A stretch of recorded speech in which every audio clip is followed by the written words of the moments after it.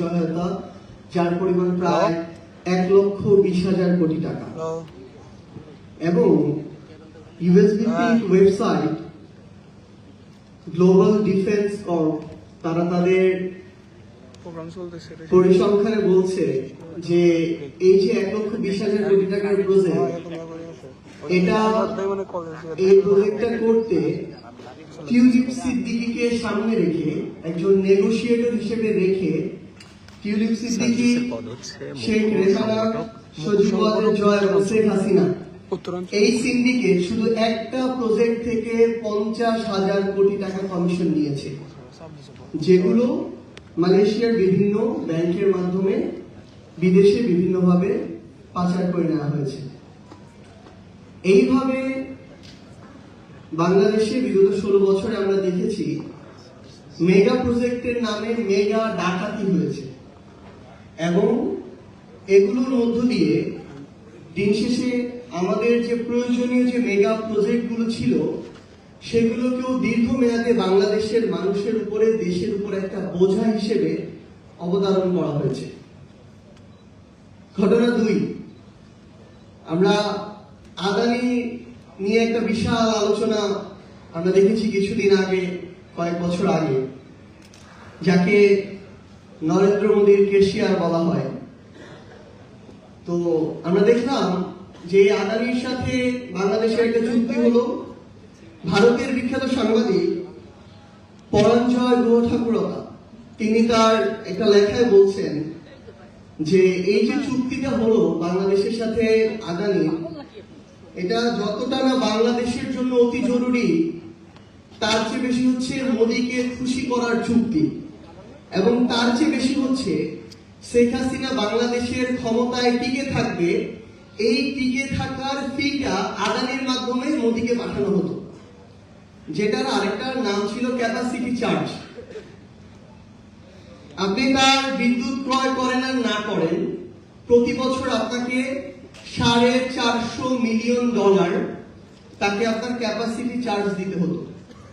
এবং তার চেয়ে বড় দুঃখজনক হলেও সত্য যে এটা যখন নীতি বহির্ভূত হচ্ছিল, তখন শুধুমাত্র ওই চুক্তিটা করার জন্য নীতিটার পর্যন্ত পরিবর্তন করা হয়। এইভাবে ক্ষমতায় টিকে থাকার জন্য ঠিকাদারদেরকে, যারা ক্ষমতায় টিকে রাখে, তাদেরকে চার্জ দেওয়া হয়েছে।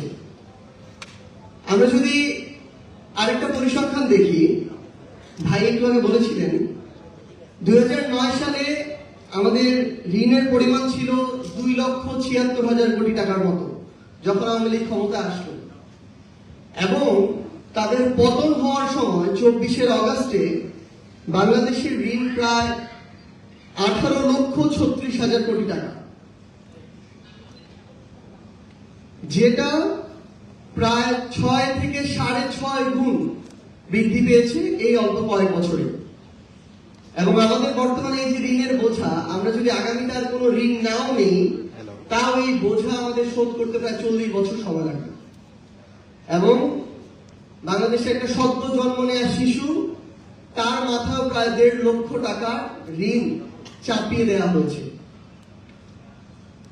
আরেকটা ঘটনার দিকে যদি আমরা লক্ষ্য করি, আরেকটা পরিসংখ্যান, পাচার এবং লুটপাট। আমাদের বিগত 16-17 বছরের এই ফ্যাসিস্ট রেজিম তাদের সময়ে পাচার করেছে প্রায় 11 লক্ষ কোটি টাকা, যেটা দিয়ে 35-40টা পদ্মা সেতু নিমিষে বানানো যেত। যেই পদ্মা সেতু নিয়ে এত গৌরব, সেখানেও প্রায় 30-40% টাকা তারা লুটপাট করেছে। আমরা দেখলাম সেই শেখ হাসিনা গর্বের সাথে নির্লজ্জভাবে বলছে যে তার পিয়নেরই প্রায় 400 কোটি টাকা আছে। অর্থাৎ একজন পিয়ন কতটা লুটপাট করলে সে 400 কোটি টাকার মালিক হতে পারে। তাদের ভূমিমন্ত্রী সাইফুজ্জামান, তার শুধু লন্ডনে বাড়ি ছিল 360টা। মানে আমি শুধু এই কথাটা বলি যে তার শরীরে হাড় 206টা, মৃত্যুর পর এক একটা হাড়কে তার এক একটা বাড়িকে যদি এক একটা কবর মনে করে এক এক জায়গায় রাখা হয়, তাও অনেক বাড়ি বেঁচে যাবে।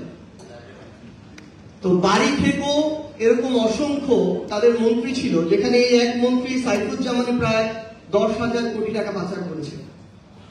আপনি দেখবেন ভাইরা বলেছেন ব্যাংকিং খাত নিয়ে যে এক সালমান এফ রহমান প্রায় 7টা ব্যাংক থেকে 36,000 কোটি টাকা লুটপাট করেছে, এবং শেখ হাসিনার পরে 3-4টা মানুষ মিলে শেখ হাসিনার 3-4টা হাত হিসেবে পুরো বাংলাদেশকে এভাবে নিয়ন্ত্রণ করতো, লুটপাট করতো।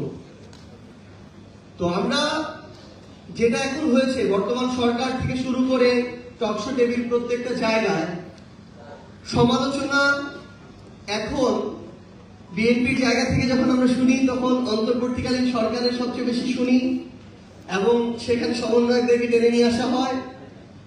আমরা আমাদের জায়গা থেকে বর্তমান সরকারের সমালোচনাগুলো করি, কিন্তু আমরা যেন বিগত 16-17 বছরের যে এত বড় লুটপাটের রাজ্য, যেটার ফলে একটা গণঅভ্যুত্থান হতে হলো, হাজারের অধিক মানুষকে জীবন দিতে হলো, এত মানুষকে রক্ত দিতে হলো, আমরা যেন এই ইতিহাসগুলো যেন আমরা ভুলে না যাই, এই শোষণগুলো যেন আমরা ভুলে না যাই, এগুলো যেন আমাদের আলোচনায় আসে।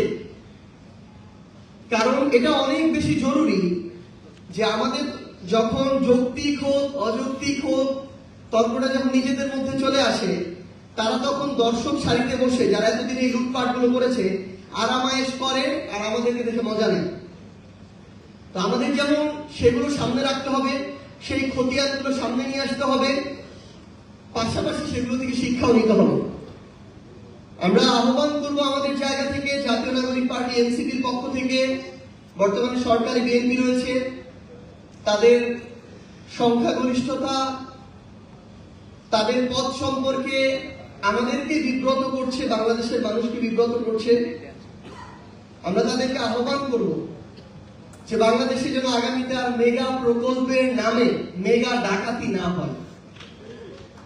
বাংলাদেশে যেন আপনারা কিংবা অন্য যে কেউ ক্ষমতায় টিকে থাকার জন্য কোন ঠিকাদারকে যেন কোন ধরনের ক্যাপাসিটি চার্জ দিতে না হয়। বাংলাদেশে যেন ঋণ খেলাপি নামক ব্যবসা আর শুরু না হয়। বাংলাদেশে যেন পাচার নামক লুটপাট আর না হয়। আমরা অন্তর্বর্তীকালীন সরকারের সময় বিভিন্ন গল্প শুনতাম। আজকে এনবিআর আমাদের টপিকের একটা অংশ। এনবিআর এর চেয়ারম্যান নেওয়া হবে নাকি, এটার জন্য বিভিন্ন জায়গা থেকে গল্প শোনা যেত যে এ নাকি 100 কোটি টাকা দিতে রাজি, সে নাকি 120 কোটি টাকা দিতে রাজি।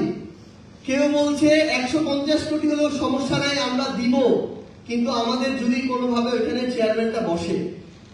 এখন চেয়ারম্যানের যখন চেয়ারম্যান কে বসবে তার প্রোফাইল সম্পর্কে ওই দায়িত্বশীলরা জিজ্ঞাসা করে, তখন যিনি ওই চেয়ারম্যানের সুপারিশ করেন তিনি আবার বলেন ওই চেয়ারম্যান নাকি শতভাগ সৎ।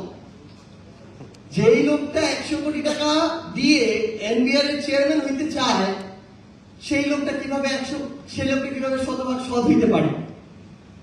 এবং পরবর্তীতে ওই লোকটার থেকে আবার বিভিন্ন মাধ্যমে দায়িত্বশীলদের কাছে উত্তর যায়